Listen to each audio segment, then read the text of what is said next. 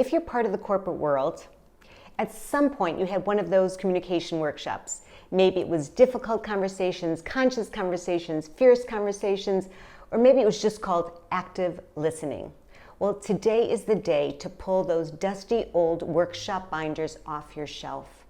The world is wounded, and every one of us is called to engage. We engage through conversation. The toughest part of conversation is actually listening to others' views. So today is back to basics so that we can have the kind of conversations that help heal and that help bring change. First, we need to engage with curiosity. We all have so many opinions that it's really tough to stay in a state of curiosity.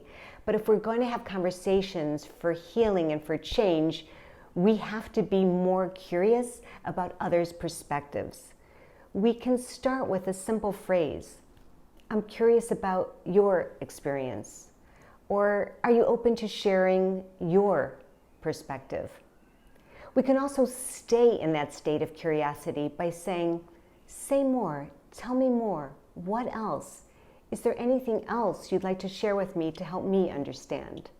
What comes next? You may think after you ask someone to share their perspective, it's time for you to finally add your opinion. But if you're in that holding pattern, just waiting to talk while someone else is talking, you're not really being curious. So next comes acknowledgement. That means simply letting the speaker know that you heard and understood. It may sound something like, okay, so you believe X because of Y? Do I understand that right?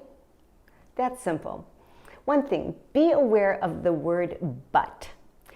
But sometimes just gives lip service to curiosity and acknowledgement. It might sound like, oh, so you believe this, but let me tell you what I believe.